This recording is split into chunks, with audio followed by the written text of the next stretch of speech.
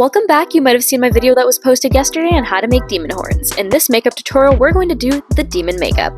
For this look, I used some sclera contacts. These ones are interesting to put in. You have to use 2 fingers and your thumb at the same time to maneuver it, along with also pull down on the bottom of your lid and top of your lid at the same time. They are a little difficult to put in, but they look so incredibly cool, but they're not necessary for this look. For the base layer, I'm using some red water activated cosmetics. I'm using this that is from the Paradise palette. And I decided for this look, I didn't want to glue down my eyebrows like I normally do. For the base layer, I'm putting on a light layer of this red cosmetic. And I'm using a pretty thick brush that's going to be easy to spread all of this cosmetic around. For the upper portion of my lid, I'm going to be using a smaller brush along with also the bottom of my lid. It's just going to make this so much easier in comparison to using that big chunky one before. Now keep in mind, these brighter colors can and will dye your skin. My skin was dyed red after this, and I really had to scrub to try to get that extra pigment off and out of my skin. Now to set in some of this makeup, I'm using a sponge, and I have some of the same colored cosmetic on it. And I'm just very lightly tapping it in to get a nice and even layer.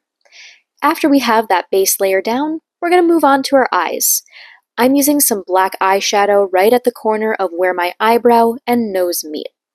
And I'm going relatively light on this. If you're using contacts, this is going to really make them pop, especially if you're using the same sclera ones that I'm using.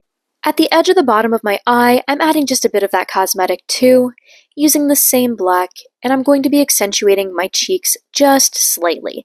This is going to give a bit more depth to this makeup, and just, well, make it look like my cheeks are slightly inwards when I add a wig to this. I'm also putting just a bit onto my neck, along with also the edges, to accentuate that as well. Now for the eyes, instead of doing a really precise wing, I'm doing a nice and shadowy one where I'm going up from the edge of the outer portion of my eye, slightly inward. Then I'm going to cut in with some more of the same base that I used. I find that this blended everything so incredibly well, and it gave it just a nice gradient to make it look smoky at the edge. After that had dried, it's time to stick on our horns. There will be a link in the description to the tutorial on how to make these horns, along with also a card that pops up at the end of this video. After those are stuck down, make sure to hold them in place for a couple of seconds. They should be down and they should be fully stuck after about 10 to 15 seconds. Now back to the eyebrows. I'm adding some black powdered cosmetic to them just to accentuate them slightly and make them pop a bit more. Now to add some shadow to the sides of the chin, this is going to pull the face in a bit more and make it look smaller, along with also a lot more angled, which looks great with a wig. Same thing with adding some shadow where my hairline is. And if you really wanted to, you could add some shadow underneath where you have stuck down some horns and a couple other places on your face just to draw it in slightly more as well. After that powder is down, then we can move back over to the eyes, and I'm doing just a very light outline underneath on this bottom lid here. I really didn't want it to be too intense. Now moving on to the lips. I find that putting lipstick onto a brush is so much easier to get a better detailed line, and also just make the lines look a lot crisper.